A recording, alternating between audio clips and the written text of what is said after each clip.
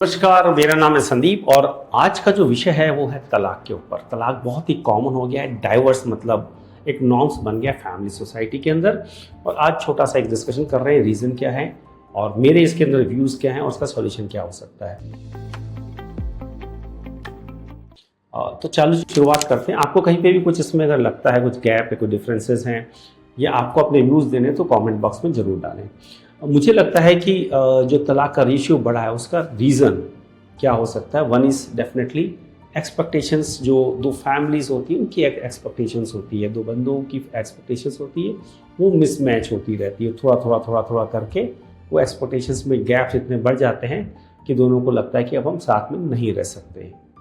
दूसरा एक जो मुझे गैप लगता है, कहीं ना कहीं जो इश्यूज़ होते हैं, छोटे इश्यूज़, उस इश्यूज़ को हम सॉल्व नहीं कर पाते। बहुत छोटे इश्यूज़ होते हैं। मैंने देखा है वो खाना टाइम से नहीं बना पाते हैं या उसका खाने का तरीका सही नहीं है, सुबह उठने की प्रॉब्लम है या पहनावे के ऊपर कुछ इश्यूज़ हो सकते हैं आपस के अंदर, या माता पिता जो बोलते हैं उसमें इश्यूज़ आ रहे हैं।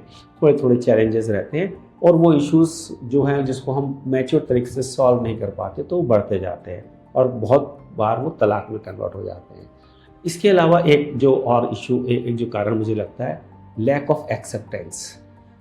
जो दो फैमिलीज़ हैं या वाइफ एंड हस्बैंड है उसमें एक्सेप्टेंस नहीं है। इन द सेंस मैं ऐसा हूँ या सामने वाला ऐसा है, तो उसको एक्सेप्ट करने की जगह हमारी कोशिश रहती है उसको चेंज करें। हमको चेंज नहीं होना, उसको चेंज होना है। तो दोनों एक दूसरे को एक्सेप्ट कर ही नहीं रहे हैं the way they are expecting others to change. तो दोनों एक दूसरे को चेंज करने की कोशिश करते रहते हैं। इसके अलावा एक और मुझको जो बहुत बड़ा गैप है जो शायद आप देख रहे होंगे, वो ये है कि जब इस तरह के इश्यूज़ आते हैं, डेफिनेटली दो फैमिली मिल रही है, दो बच्चे मिल रहे हैं, इश्यूज़ आते हैं, तो इशू को जब सॉल्व करने की कोशिश होती है तो वो इश्यूज़ को एक्सटर्नल इंटरफेस कोई ना कोई इसमें आता है। सो अगर लड़की है तो अपनी माता को, पिता को फ़ोन करके वो सारी चीज़ें बताती हैं, और लड़का है तो अपने फ्रेंड्स या मम्मी पापा जो भी है उनको बताता है। वो जो एक निगेटिव एक इंसिडेंट हुआ है उस इंसिडेंट को उनको बताया जाता है और उसके बाद इंसिडेंट और बढ़ जाते हैं, राइट। बिकॉज जो दूसरे बंदे हैं जो आपको राइट्स, जो आपको जो एडवाइस दे रहे हैं, वो एक पहलू देख के सुन के ही एडवाइस दे रहे हैं, तो उसके कारण इश्यूज और बढ़ते हैं रेदर देन कम होने के। तो ये भी एक रीज़न है कि आप जो एडवाइस सजेशन ले रहे हैं वो किससे ले रहे हैं, और उससे इश्यूज जो नेगेटिव एनर्जीज आप वाइब्रेट कर रहे हैं वो इश्यूज बढ़ रहे हैं। तो ये मुझे लगता है कि रीजंस हैं डाइवर्स के। और अब आते हैं हम उसके ऊपर कि इसका सॉल्यूशन क्या हो सकता है। देखिए, एक इसका जो सॉल्यूशन और एक एक्सेप्टेंस दोनों को होनी चाहिए, वाइफ हस्बैंड जब मैरिड हुए या दो फैमिलीज को होनी चाहिए कि दोनों एक अलग संस्कार से। तो वाइफ या जो लेडी है, जो गर्ल है, वो एक संस्कार थी, 25 साल एक फैमिली में रहकर आई, उसके अलग संस्कार है। गलत सही उस पर हम नहीं जाते हैं, पर संस्कार उसके एक अलग है। वो आपकी फैमिली में आई और उसके बाद वो संस्कार को कैरी ऑन कर रही है। डेफिनेटली अगर उसमें कुछ गलत संस्कार है तो ऐसा नहीं कि उसको चेंज करने की कोशिश नहीं करनी है, लेकिन उसको अभी एक्सेप्ट करना है जैसे भी वो हैं। एट द सेम टाइम जो लड़की हैं, जो वुमेन हैं, जो शादी होके आई हैं, वो एक नई फैमिली में जा रही जिनके बहुत सालों से एक संस्कार चल रहे हैं। संस्कार कुछ भी हो सकते हैं, उनके कल्चर कुछ भी हो सकते हैं, खाने पीने, रहने उठने बैठने, हर तरह के कल्चर हो सकते हैं। उनको समझना पड़ेगा कि उनके कारण वो संस्कार वो चेंज नहीं होंगे, वो गलत भी हो सकते हैं, सही भी हो सकते हैं। तो वो lady should except the family the way it is. So दोनों को पहली बात तो ये समझने की ज़रूरत है कि एक जो संस्कार सुन के चले आ रहे हैं उसको इमीडिएटली चैलेंज करने की जगह, उस पर निगेटिव एनर्जी डालने की जगह, उस पर क्वेश्चन मार्क लगाने की जगह आप एक दूसरे को एक्सेप्ट करें। Acceptance is the key. It confirms कि आप मैच्योर्ड हैं अपने रिलेशनशिप के अंदर। ये आपकी वीकनेस नहीं है। मैं ऐसा नहीं बोल रहा हूँ कि इसको चेंज नहीं करने की ज़रूरत है। अगर आपको लगता है उसको चेंज करना है तो चेंज करने का तरीका, उस पर निगेटिव एनर्जी डालना, उस पर क्वेश्चन मार्क रेस करने से चेंज नहीं होने वाला है। उसके लिए तरीके अलग होते हैं, वो आपको अडाप्ट करने पड़ेंगे। अदरवाइज आप उस छोटी छोटी बातों को बहुत बड़ा करके उसको आप एकदम अलग मोड़ पे लेके चले जाते हैं।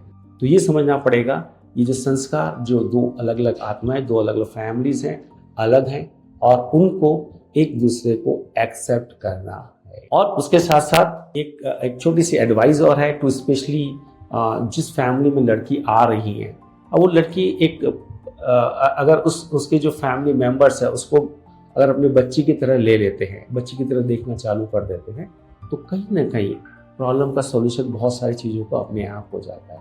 एक माँ अपनी बेटी से जब बात कर रही है तो उसकी मिस्टेक्स को वो प्यार से बात करके समझा के सॉल्व करती है, राइट। तो वैसे ही अगर आप अपनी बहू को अपनी बेटी की तरह ले लें और उसको गलतियां करने पे बताएं, समझाएं कि इस गलतियों का ये इम्पैक्ट आ सकता है, और 1 2 5 10 बार नो इश्यूज प्यार से उसको बात करें जैसे वो आपकी बेटी है और एक्चुअली वो आपकी बेटी है। तो उसको अगर हम इस तरह से करते हैं तो वो चीज़ें वो समझेंगी। जब तक वो अंदर से चेंज नहीं होना चाहेंगी आप उनको चेंज नहीं करवा सकते हो। आप डाइवर्स करवा सकते हो, you can play vital role in divorce, but उनको चेंज नहीं कर सकते हैं आप। तो ये आपको डिसाइड करना है कि उस जगह पे आपको कैसे बिहेव करना है। वैसे ही एक लड़की जब नई फैमिली में जा रही है तो उसको एक नई माँ मिल रही है, नए पिता मिल रहे हैं, हस्बैंड मिल रहे हैं, भाई बंधु बहुत लोग मिल रहे हैं। अगर आप उसको वैसे देखना चालू करें तो बहुत सारी चीज़ों का सॉल्यूशन हो जाएगा। आप अपने भाई की तरह अगर अपने देवर को बिहेव करते हैं या जेठ के साथ बिहेव करते हैं तो आपके सॉल्यूशंस अपने आप पूरे हो जाते हैं। तो ये डेफिनेटली आप बोलोगे यार ये तो इम्प्रैक्टिकल बातें, ऐसा होता ही नहीं है। It's not like that, it is the thought process you have to bring into yourself. आपने अगर सोच लिया ऐसा है तो वैसा होगा, बट आप वो सोचना नहीं चाहेंगे तो कभी भी इसका सोल्यूशन नहीं होने वाला। एक बड़ी इंटरेस्टिंग एक व्यू मेरा है जो कि जब भी फैमिली में इश्यूज आते हैं ना, सबसे पहले लड़की अपने माताजी से बात करती है। देखिए एक बहुत ही कॉमन चीज़ है, लड़के भी बात करते हैं, लड़की अपनी माँ से बात कर रही है और उसके पास एक इंसिडेंट के ऊपर आता है और एक निगेटिव एनर्जीज वो अपनी माँ को देती है। आज तो ऐसा हुआ था, आज तो मेरी मदर इन लॉ ने ऐसे बिहेव किया। अब देखिए एक जो ये मोबाइल से जो सबसे बड़ी प्रॉब्लम हमारे आ गई है कि इमीडिएटली इंफॉर्मेशन तुरंत पास हो जाती है। तो एक प्रॉब्लम हुई, एक इंसिडेंट हुआ घर के अंदर, विद इन 10 15 30 मिनट 40 मिनट्स आप वो इंसिडेंट को अपनी फैमिली से उठा के दूसरी फैमिली में, मतलब अपनी मदर की फैमिली में डाल देते हो। मदर को वो निगेटिव जो भी एक इंसिडेंट हुआ था उसको इसको ऑब्जर्व करती है और उसके बाद अपने हस्बैंड से, मीन्स आपके फादर से बात करती है। हस्बैंड और बाकी फैमिली मेंबर में वो बातें चलती हैं। अब देखिए इसका कितना बड़ा निगेटिव इम्पैक्ट पड़ रहा है। आपने ये सारी बातें की, आप परेशान, आपको लग रहा है कि इस परेशानी को अपनी माता से बात करूंगा तो वो सॉल्यूशन हो जाएगा। वो सॉल्यूशन हुआ नहीं है, वो भी परेशान हुई, वो भी निगेटिव एनर्जीज लेके आ रहे हैं। सॉल्यूशन कुछ नहीं हो रहा है यहाँ पे। आपकी निगेटिव एनर्जी उनके पास गई, वो रेडिएंट हुई बाकी लोगों के पास और वो सारे लोग उसको निगेटिव एनर्जीज भेज रहे हैं। तो समस्या का समाधान नहीं हो रहा है, समस्या रेगुलर बढ़ रही है वहाँ पर। तो समस्या के ऊपर बात करने से, उसके ऊपर बार बार डिस्कशन करने पे, क्वेश्चन मार्क रेज करने पे उस बंदे पे समस्या का सॉल्यूशन नहीं हो रहा है। तो समस्या केवल बढ़ रही है, सॉल्यूशन केवल बढ़ रहा है। तो अब आप बोलोगे अरे भाई अगर इस तरह से समस्या बढ़ रही है तो अपना मन हल्का किससे करूं? मन हल्का कम से कम उनसे करें जो न्यूट्रल है, जो आपको सही सजेशन दे सकते हैं, एडवाइस कर सकते हैं, जो आपके साथ क्लोजली अटैच नहीं है। अभी आप देखो बहुत जगह काउंसलर्स वगैरह देखने को मिलते हैं, उसका रीजन वही है, आपको अपनी फैमिली मेंबर से केवल वो आपकी तरफ बायस रहते हैं। एक बहुत बड़ी प्रॉब्लम है, आपकी तरफ बायस रहेंगे हमेशा। तो मदर इन लॉ आपकी है, वो अपने बेटे के प्रति बायस है और आप अपने जो भी आपकी थॉट प्रोसेस है, आपकी माता उसके प्रति बायस है। तो दोनों बायसनेस रहती है, इसलिए कभी भी आप उसको राइट सॉल्यूशन दे ही नहीं पाते। तो आपको किसके पास जाना है? जो व्यक्ति न्यूट्रल है, जो आपसे अटैच नहीं है, जो आपके अगेंस्ट में भी बोल सकता है, जो आपके प्रॉब्लम को पॉइंट आउट कर सकता है, उसके पास जाने की कोशिश करनी चाहिए। I know it's not easy. आपके ईगो पे लगता है अरे यार ये तो मेरे बारे में, मेरे को ऐसे नहीं बोलता है, मुझे तो मैंने ऐसा किया अप्रूव भी नहीं करता उसको, ये तो मेरी हाँ में हाँ नहीं मिलाता है। बट प्लीज अंडरस्टैंड, ये सारी हाँ में हाँ मिलाने वाले लोग आपके जो रिलेशनशिप है उसमें गैप बढ़ा रहे हैं। अगर आप गलत हो, आपने कुछ गलत बोला है, उसमें पॉइंट आउट करके आपके ऊपर करेक्शंस करने की जरूरत है। तो ये जो बार बार आप करते हो, इससे बहुत ज़्यादा प्रॉब्लम्स बढ़ती हैं, कम नहीं हो रही है। और धीरे धीरे बढ़ के आप इतने गैप इतने बड़े हो गए कि आपको तो अब डाइवर्स ही लेना है। You don't see any other options left. Big challenge. So find out the right person in your society, in your family, be in your friends group, जो आपको राइट सजेशन दे सके इररेस्पेक्टिव ऑफ द इंसिडेंट, जिसमें आपको आप गलत थे, सही थे, आपके साथ बायस होने के अलावा अनबायस होके वो आपको एक रिवर्ट कर सके। शायद आपकी जो रिलेशनशिप जो बन रही है या जो बिगड़ रही है रेदर, वो बच जाएगी if you find the right person there. So मेरे को लगता है कि ये रीजंस है तलाक के, जो